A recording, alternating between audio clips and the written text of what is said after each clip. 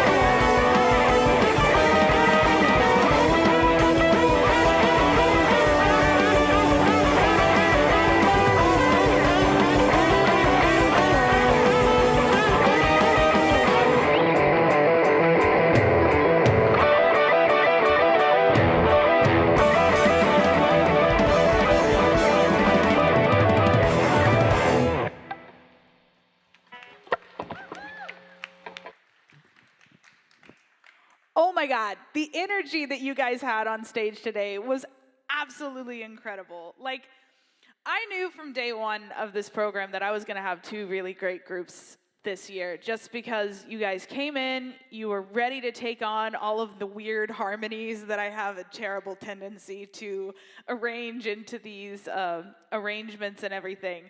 And all of the harmonies came through absolutely beautiful. I know we had really worked on tightening up some of the weird stuff, especially in the Metallica tune, where it's like, that riff is in 4-part harmony for God knows why, and just every single little thing that I threw at you guys, you absolutely handled with so much grace and so much like raw metal energy.